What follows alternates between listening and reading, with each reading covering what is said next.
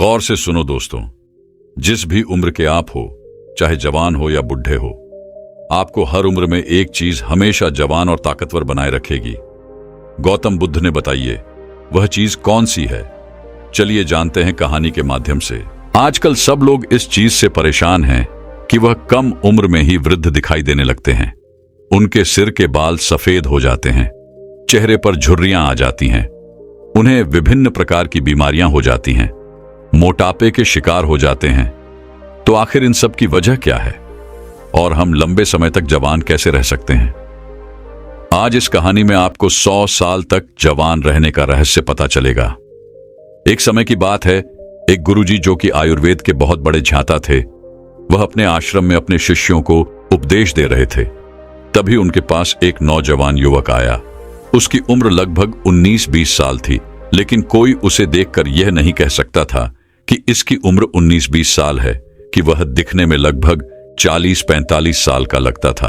वह गुरु के पास आता है, उनसे बोलता है कि गुरुदेव, आपके बारे में बहुत सुना है, आपके पास ऐसा मंत्र है, इससे कोई भी व्यक्ति वापस युवा हो सकता है।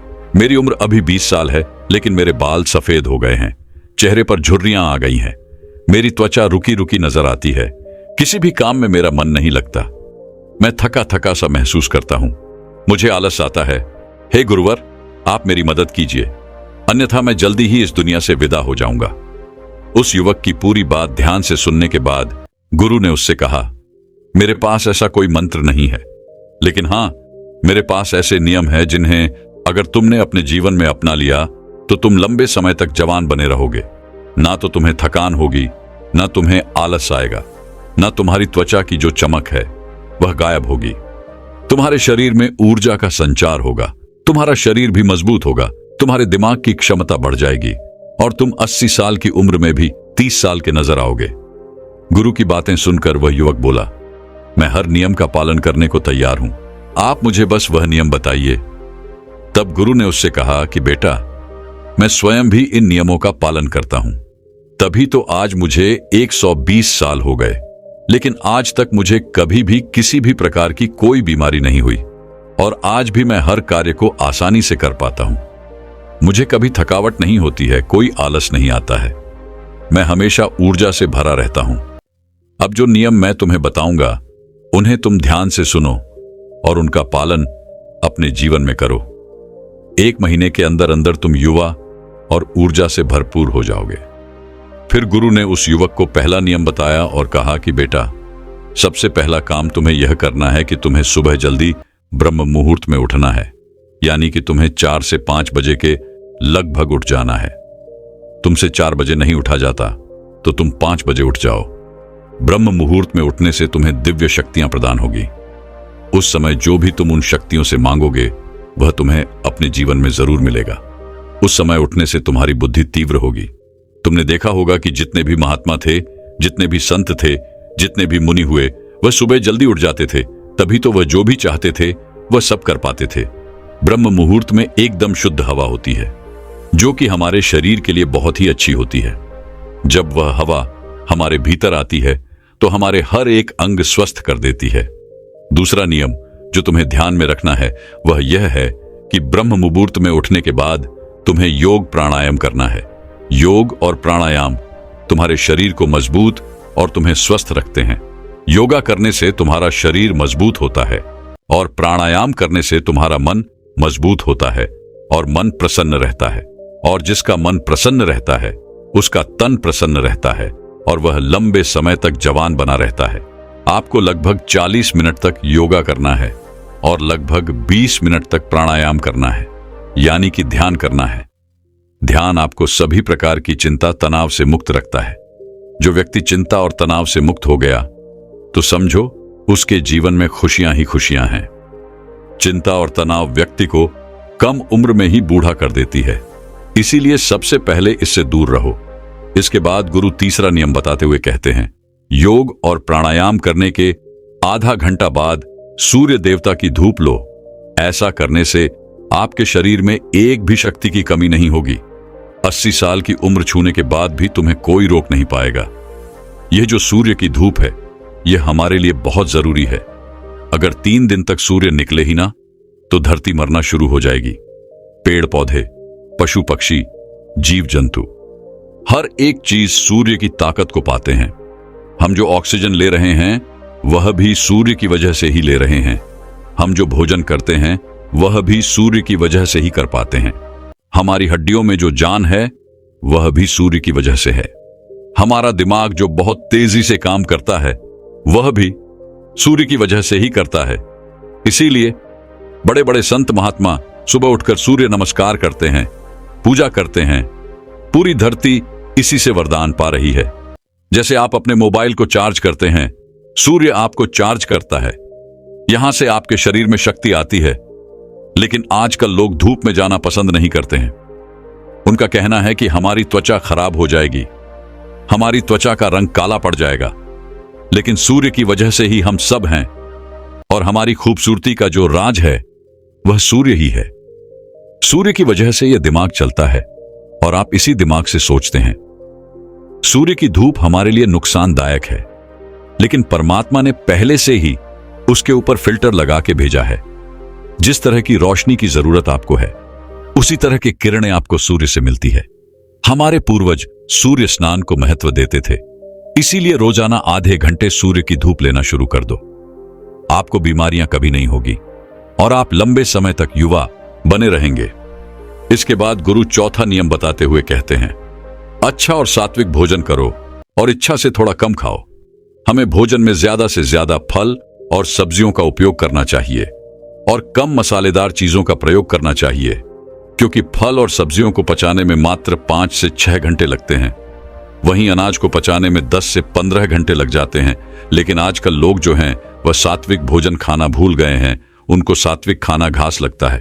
वो जब देखो पिज्जा बर्गर खाते रहते हैं, चाउमीन, ऐसी चीजें खाते रहते हैं जो हमें नुकसान पहुंचाती है।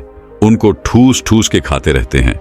जो चीज वाकई में घास फूस है उनको तो वह खा रहे हैं, और जो चीजें हमारे स्वास्थ्य के लिए लाभदायक हैं उनको वह छोड़ रहे हैं। आपको पता है पिज्जा बर्गर, इनको पचाने में कितना समय लगता है? इनको पचाने में लगभग 8 से 10 घंटे का समय लगता है। और तो और कई बार हम लगातार इनको खाते ही रहते हैं, तो ये हमारे पेट में पच ही नहीं पाते हैं और फिर ये वहीं पर पड़े पड़े सड़ने लगते हैं। और जब यह सड़ने लगते हैं तो वहां पर बहुत सारे बैक्टीरिया उत्पन्न कर देते हैं और फिर वह बैक्टीरिया हमारे पूरे शरीर में जाते हैं। जहर थोड़ा सा ही हो, लेकिन थोड़ा सा जहर आपको मृत्यु की सैया पर ले जा सकता है। जब हम 10 लीटर दूध में कुछ बूंद दही की डाल देते हैं तो वह पूरा का पूरा दूध दही में परिवर्तन हो जाता है। जो दही में बैक्टीरिया थे वो पूरे 10 लीटर दूध में मिल जाते हैं और 10 लीटर दूध को दही में परिवर्तन कर देते हैं। वैसे ही थोड़ा सा खराब भोजन हमारे शरीर में फैल जाता है, जिससे आपको विभिन्न प्रकार की बीमारियां होती हैं और आप उम्र से पहले ही बूढ़े नजर आने लगते हैं। ज्यादा मसाला आहार खाना खाने से किसी भी प्रकार की कोई ऊर्जा नहीं मिलती है, बल्कि यह खाना हमारी ऊर्जा को व्यर्थ कर देता है। क्योंकि जब हम ऐसा खाना खाते हैं तो इस खाने को पचाने में हमारी पूरी ऊर्जा व्यर्थ हो जाती है और हमें आलस आने लगता है, शरीर थका थका सा लगने लगता है। इसीलिए जितना हो सके सात्विक भोजन करो, क्योंकि ऐसे भोजन में ऊर्जा होती है। इसे पचाने में आपके शरीर की ऊर्जा भी ज्यादा व्यर्थ नहीं होती है, जिस वजह से आप ऊर्जा से भरपूर रहते हैं। और आपको एक बात और ध्यान में रखनी है, आपको भोजन करने का समय निर्धारित करना है। अगर आप शाम को 8 बजे भोजन खाते हैं तो अगली सुबह आपको 10 बजे ही भोजन करना है।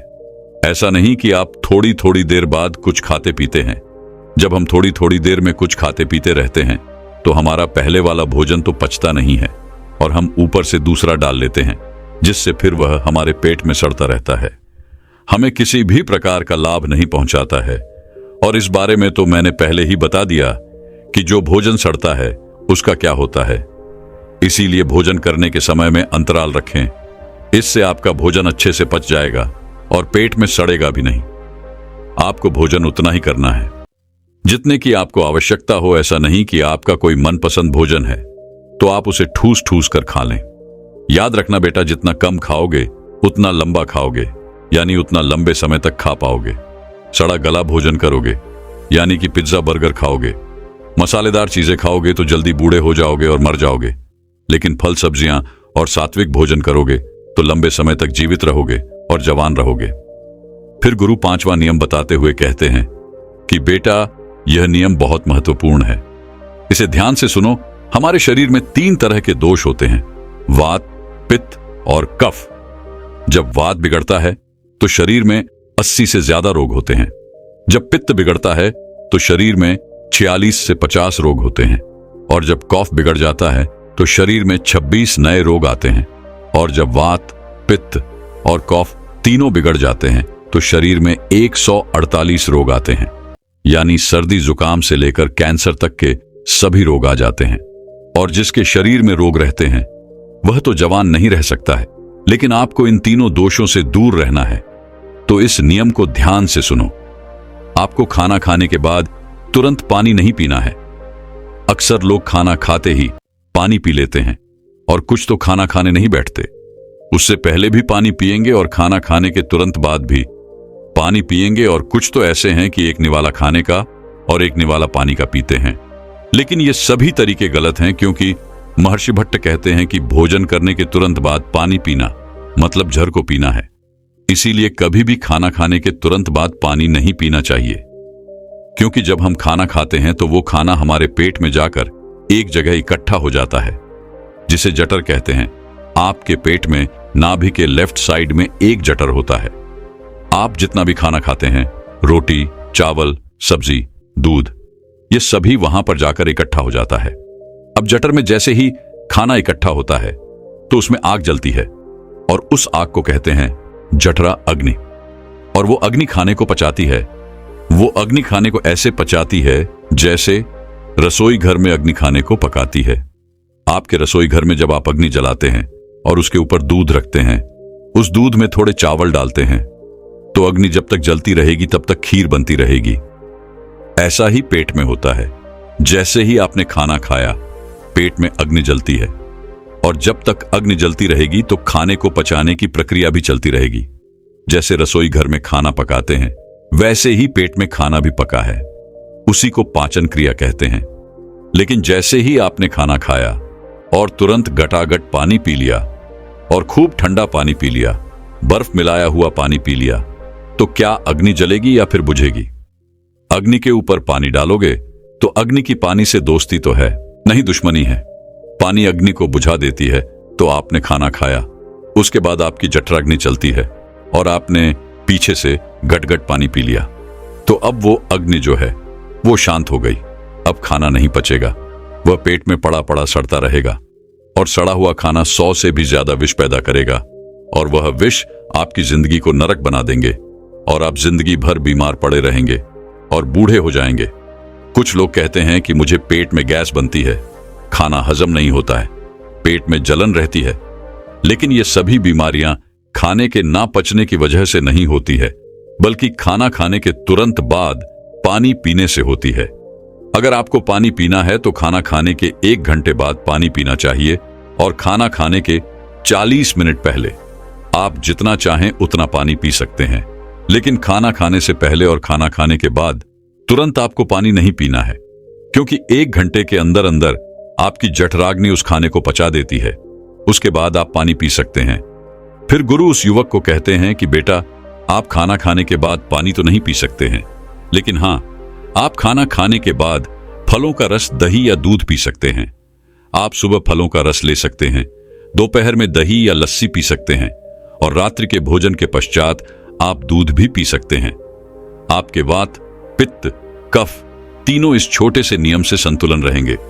इसके बाद गुरु ने उस युवक से कहा कि बेटा, जब भी पानी को पियो तो हमेशा घूंट घूंट करके पियो। एक साथ पानी पीना बहुत गलत है, क्योंकि जब हम घुट घुट करके पानी पीते हैं तो मुंह की लार पानी के साथ मिलकर पेट के अंदर जाती है, और ये जो मुंह की लार होती है वह क्षारीय होती है और पेट में हमेशा अम्ल बनता रहता है जब हम पानी पीते हैं। और मुंह की लार उसके साथ अंदर जाती है और वह अम्ल के साथ मिल जाती है, जिससे व्यक्ति के पेट का जो अम्ल है वह नष्ट हो जाता है। उसे एसिडिटी नहीं होती है, पेट में जलन नहीं होती है, उसे गैस भी नहीं बनती है, और साथ ही साथ रक्त में अम्लता नहीं होती है। और जिनके रक्त में अम्लता नहीं होती है उनका वात, पित्त और कफ तीनों का हमेशा संतुलन बना रहता है। इसीलिए हमेशा घुट घुट करके 5 इसके बाद वह दूसरी बूंद पानी की उठाती है और उसे भी पी जाती है। इसी तरह कुत्ता, बिल्ली, शेर, जितने भी जीव जंतु हैं वो भी घूंट घूंट करके, चाट चाट के पानी को पीते हैं। इसलिए कभी भी पक्षी या जानवर को कोई डायबिटीज नहीं होती है, कोई आर्थराइटिस नहीं होता है, कोई पक्षी ओवरवेट नहीं होता है, वो सब स्वस्थ रहते हैं। लेकिन उन पशु पक्षियों को ये कौन सिखाता है? वह अपने जन्म से ही ये ज्ञान सीख के आते हैं। उनका कोई गुरु नहीं होता है, उनका कोई विद्यालय नहीं होता है, उनके कोई प्रशिक्षण शिविर नहीं है। फिर भी उन्हें इतनी अक्ल है कि वह पानी को घुट घुट करके पीते हैं। और हम मनुष्य, जिनके इतने गुरु हैं, इतने विद्यालय हैं, इतने शिक्षक हैं, सिखाने वाले हैं, और हम मूर्ख के मूर्ख हैं, घटाघट पानी को पीते रहते हैं। फिर गुरु उस युवक से कहते हैं कि चाहे कितनी भी प्यास क्यों न लगे, लेकिन कभी भी ठंडा पानी नहीं पीना चाहिए, क्योंकि हमारा पेट वो गर्म रहता है।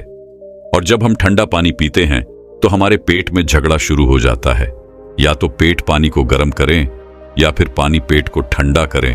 और अगर पानी ने पेट को ठंडा कर दिया तो पेट के ठंडे होते ही आपका हृदय ठंडा हो जाएगा। हृदय के ठंडे होते ही मस्तिष्क ठंडा हो जाएगा। मस्तिष्क के ठंडे होते ही आदमी ठंडा, और आदमी के ठंडे होते ही राम नाम सत्य हो जाता है। अगर आपको ठंडा पानी पीना है तो आप मिट्टी के घड़े का ठंडा पानी पी सकते हैं। इसके बाद गुरु उस युवक को छठा नियम बताते हुए कहते हैं कि जीवन में हर तरीके के नशे से दूर रहो, चाहे फिर वह बीड़ी हो, सिगरेट हो, तंबाकू, शराब। ये सब चीजें आपके शरीर में जहर का काम करती हैं। ये आपके शरीर को अंदर से धीरे धीरे खोखला करती रहती है। जैसे दीमक एक पेड़ को अंदर से खोखला करती है।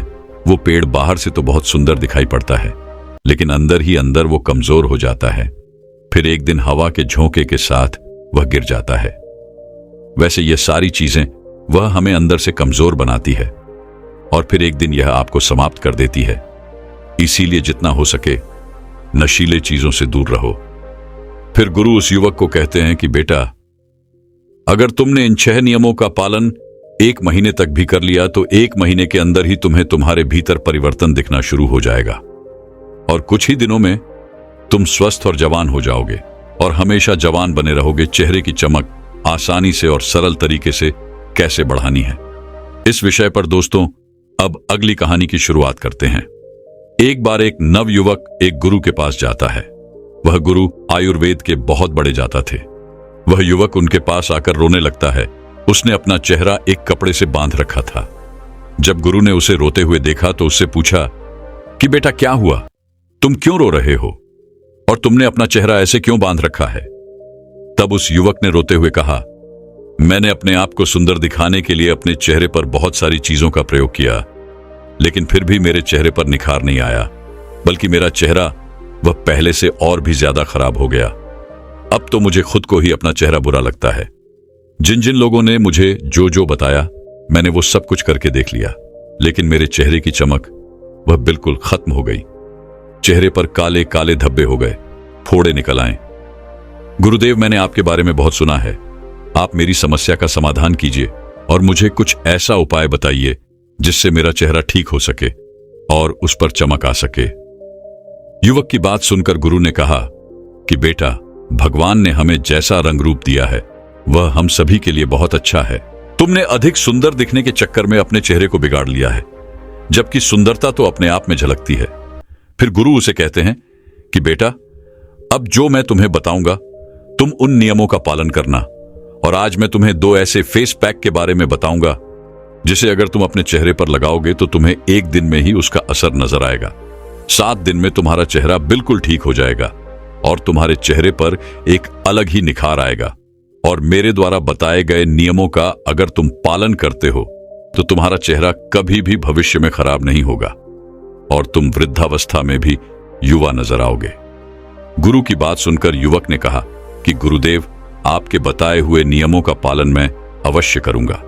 फिर गुरु उसी वक्त से कहते हैं कि बेटा, जैसे एक पेड़ को कीटाणुओं से बचाने के लिए हम उसके ऊपर बाहर से दवाई छिड़कते हैं और उसे विकसित करने के लिए उसमें पानी डालते हैं, खाद डालते हैं ताकि वो पेड़ अच्छे से फल फूल दे सके, लेकिन क्या बाहरी देखभाल करने से वो पेड़ हमें फल फूल दे सकता है? नहीं ना। वैसे ही हमारी त्वचा है, अगर हम इस पर बाहर से ही चीजों का उपयोग करेंगे तो ये ग्लो नहीं करेगी। इसके लिए हमें इसकी अंदर से देखभाल करने की आवश्यकता है। जैसे हम पेड़ की जड़ में खाद और पानी डालते हैं, वैसे ही हमें अपने शरीर के अंदर ऐसे पोषक तत्वों को डालना है जो हमारी त्वचा के ऊपर निखार लाएं, चमक लाएं। फिर गुरु उस युवक से कहते हैं कि बेटा, सबसे पहले तुम यह समझो कि तुम्हें किन नियमों का पालन करना है जिससे कि तुम्हारा चेहरा वृद्धावस्था में भी जवान रहे। फिर गुरु उस युवक से कहते हैं कि बेटा, सबसे पहली चीज जो तुम्हें ध्यान रखनी है वह यह है कि तुम्हारा पाचन तंत्र अच्छा होना चाहिए, क्योंकि जब भी आप किसी चीज का प्रयोग अपनी त्वचा पर बाहर से करते हो, चाहे वो चीज अच्छी हो, आयुर्वेदिक हो, लेकिन वह केवल आपके शरीर की ऊपरी सतह को ही प्रभावित करती है। अंदरूनी सतह पर वह कोई कार्य नहीं करती है। आपकी त्वचा की 3 सतह होती है।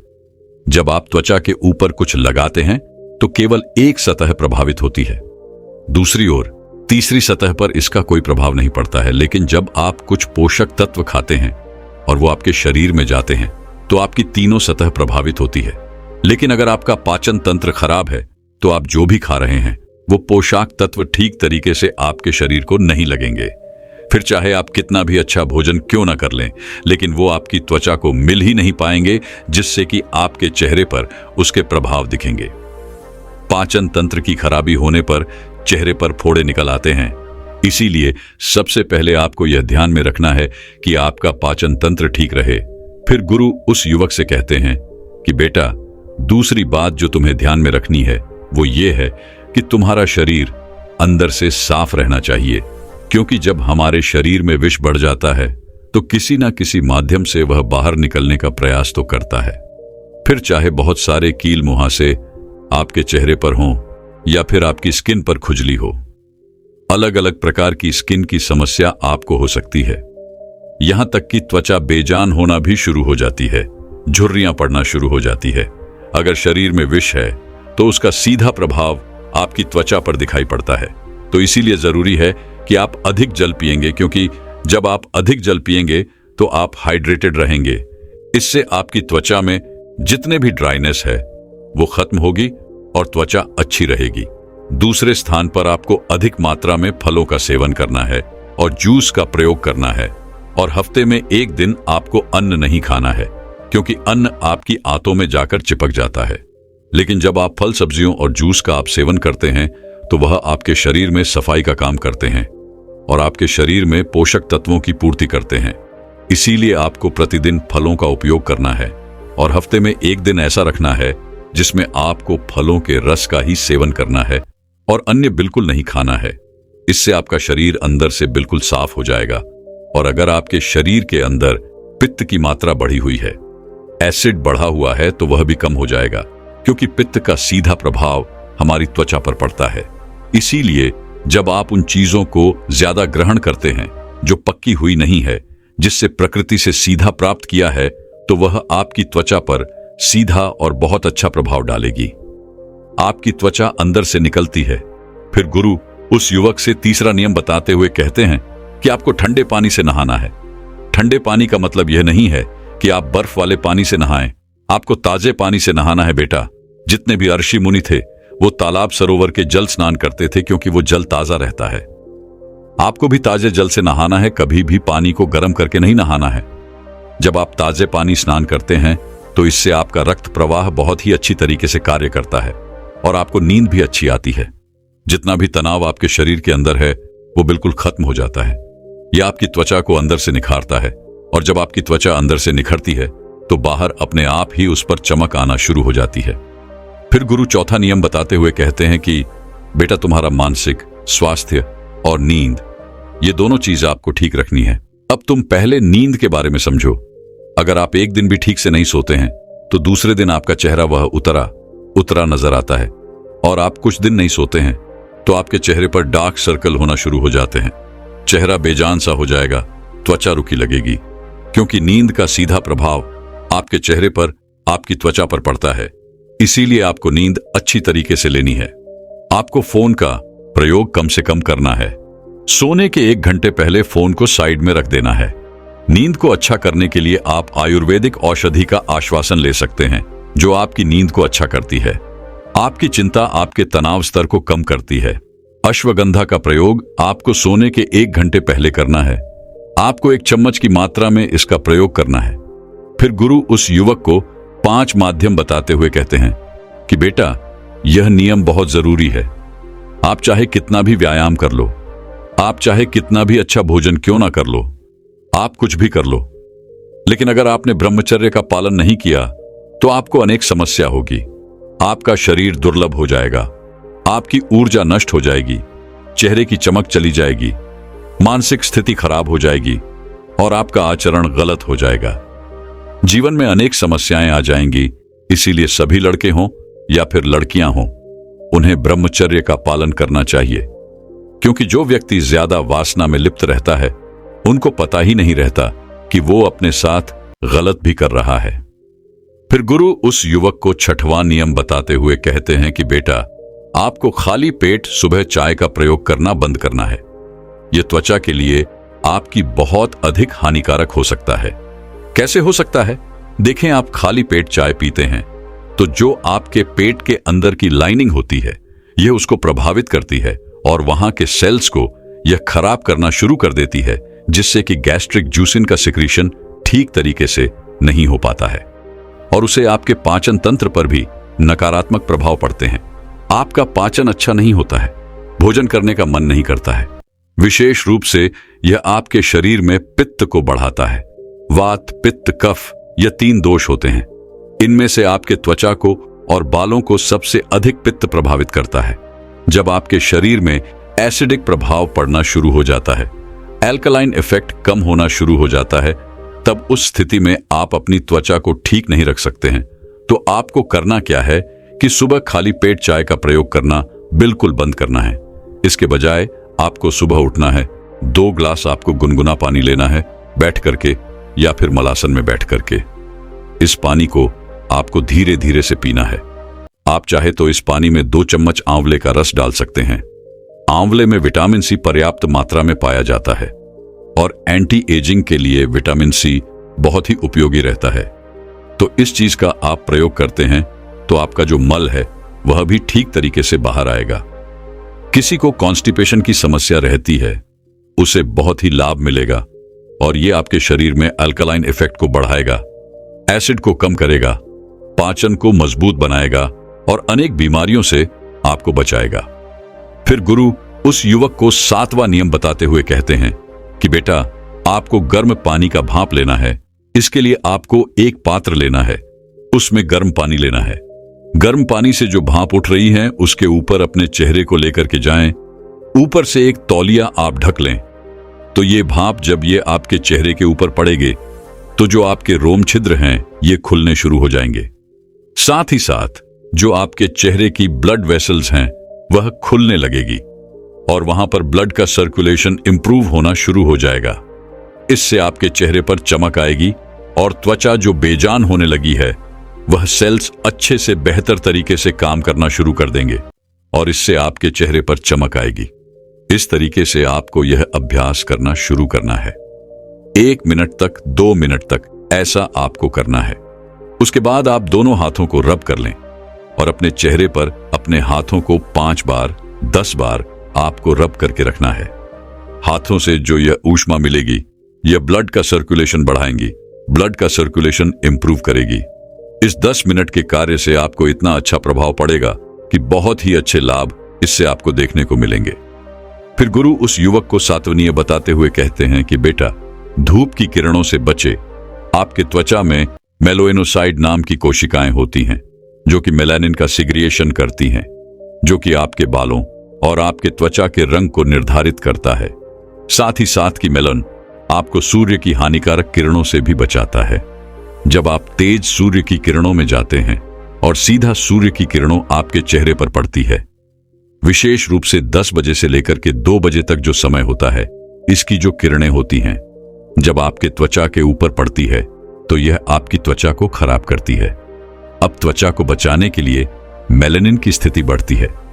यह आपकी त्वचा को प्रोटेक्ट करता है और आपका रंग सांवला होना शुरू हो जाता है। साथ ही साथ सामने ढंग से समस्या नहीं है। बात यह है कि यह जो अंदरूनी लेयर्स होती है आपकी स्किन की, उनको भी यह किरणें डैमेज करना शुरू कर देती हैं। और आपकी स्किन होनी शुरू हो जाती है, बेजान होनी शुरू हो जाती है, रुचि शुरू हो जाती है। बेटा, अब मेरे कहने का अर्थ ये नहीं है कि बाहर ना निकलो, कार्य ना करो, घर पर बैठे रहो। नहीं, आप जब बाहर निकलो तो आलू बुखारा का पत्ता लेकर के उसका गोदाम निकाल ले और उसको चेहरे पर मालिश कर ले अच्छे से। इससे आपके चेहरे पर एक प्रोटेक्शन लेयर चढ़ जाएगी, और जो ये लेयर आपके चेहरे के ऊपर चढ़ेगी, यह आपको सूर्य की हानिकारक किरणों से बचाएंगी, और यह बहुत ही ज्यादा उपयोगी है। फिर गुरु उसी युवक से कहते हैं कि बेटा, अब मैं तुम्हें 2 ऐसे जादुई फेस पैक के बारे में बताता हूं जो तुम्हें अपने चेहरे पर लगाने हैं। इसे लगाने से 1 दिन के अंदर अंदर तुम्हें असर दिखाई देना शुरू हो जाएगा। इसे आपको सुबह नहाने से पहले लगाना है। इसे बनाने के लिए आपको 2 चम्मच मोटा पिसा हुआ बेसन लेना है। फिर उसमें कच्चा दूध डालना है। दूध की मात्रा बस इतनी रखनी है कि एक गाढ़ा पेस्ट बन जाए। फिर इसमें आपको 2 चुटकी हल्दी डालनी है। सभी चीजों को अच्छे से मिलाना है और आपका जादुई पैक तैयार हो गया। इसे आपको अपने चेहरे पर मसाज करते हुए लगाना है। मसाज आपके रक्त संचार को बढ़ाता है, आपके फेस के डेड सेल्स को निकालता है, जिससे आपकी स्किन व्रत करना शुरू कर देती है। 5 मिनट आपको मसाज करना है। फिर इसे 10 से 15 मिनट तक सूखने के लिए छोड़ देना है। इसके बाद आपको चेहरे को धो लेना है। इसके बाद आपको किसी भी साबुन या फेस वॉश का प्रयोग नहीं करना है। फिर गुरु उस युवक को 8वां नियम बताते हुए कहते हैं कि बेटा, आपको सोने से पहले रात को दूध की मलाई ले लेनी है। अब चाहे गाय का दूध हो, चाहे भैंस का दूध हो, मलाई का कार्य है आपकी त्वचा को मॉइस्चराइज करना और रूखापन खत्म करना। यह आपके त्वचा में एक जान डाल देगी और चमकानी शुरू हो जाएगी। इसका प्रभाव बहुत अच्छा मिलेगा। तो आपको सोने से पहले इसको भी इतना ज्यादा नहीं लगाना है, बस थोड़ा सा लेकर के मैसाज करना शुरू कर देना है, और चेहरे के ऊपर बस एक हल्का सा दिखाई दे कि जैसे आपने ओली चीज कुछ लगाई है, लेकिन आपको बहुत ज्यादा ऐसा नहीं कि मलाई दिखाई दे रही है, वो पूरी आपकी त्वचा में अब्सॉर्ब हो जाए। इतना आपको मालिश करनी है, थोड़ी मात्रा में लगाना है। इसको लगा करके आप सो जाएं और सुबह उठ करके चेहरे को साफ करने के लिए फिर से उसी लेट का आपको प्रयोग करना है। बस यही रूटीन आप 15 दिन फॉलो करके देखें। 15-20 दिन में आपको बहुत लाभ देखने को मिलेंगे। अब दूसरे फेस पैक को बनाने के लिए तुम्हें जिन चीजों की आवश्यकता है, उसमें पहली चीज है शहद। शहद में बहुत सारे एंटीऑक्सीडेंट्स होते हैं जो कि त्वचा को खूबसूरत और जवान बनाए रखते हैं, और साथ ही साथ ये आपके रंग को भी साफ करता है और स्किन में मॉइस्चर भी पैदा करता है। दूसरी चीज है नींबू। नींबू में विटामिन सी होता है, जो कि एक ऐसा तत्व है जो स्किन की ब्राइटनेस को कम करता है, आपके रंग को निखारता है। एक विटामिन सी स्किन की पिगमेंटेशन को कम करता है और त्वचा के अंदर इवन टोन को प्रमोट करता है। जब आप अपनी ये त्वचा पर नींबू लगाते हैं तो आपका चेहरा चमक उठता है, चेहरे पर एक अलग ही प्रकार का निखार आता है। तीसरी चीज है पपीता। पपीता भी स्किन के लिए बेहद फायदेमंद है। इसमें पपी नाम का एक एंजाइम होता है जो कि प्राकृतिक तरीके से काम करता है, यानी ये आपकी त्वचा के अंदर जितनी भी डेड सेल्स होती है उनको खत्म करता है और त्वचा को निखारता है, जिससे त्वचा जवान नजर आती है। चौथी चीज है मुल्तानी मिट्टी।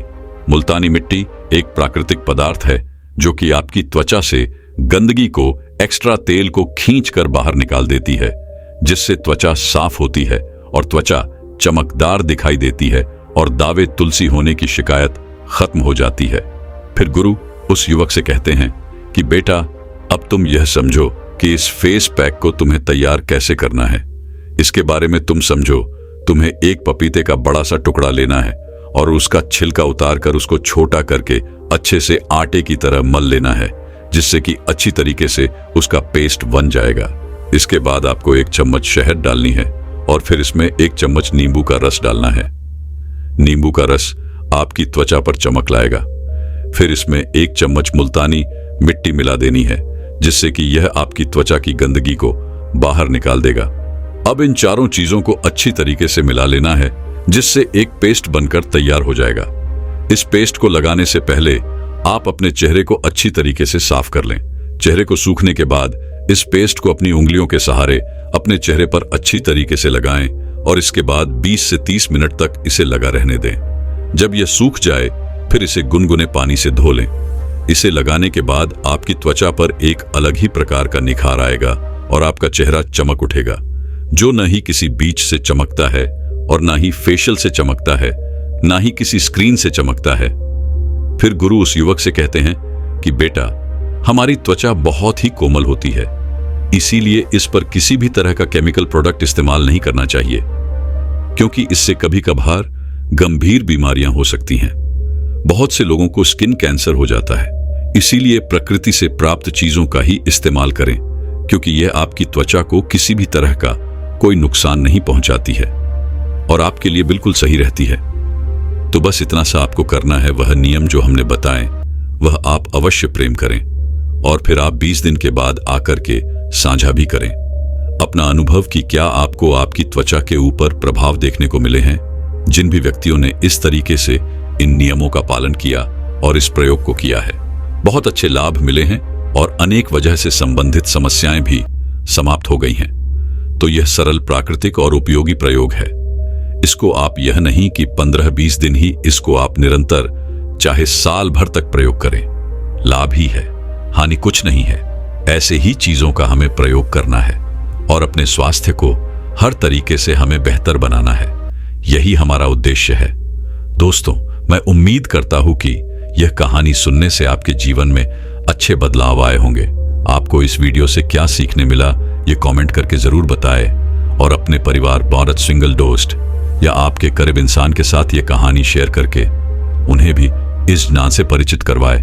बाकी अगर आपको ये वीडियो दिल से अच्छी लगी हो तो ही इस वीडियो को लाइक कर देना और आपने अब तक इस चैनल को सब्सक्राइब न किया हो तो चैनल को सब्सक्राइब भी जरूर कर देना।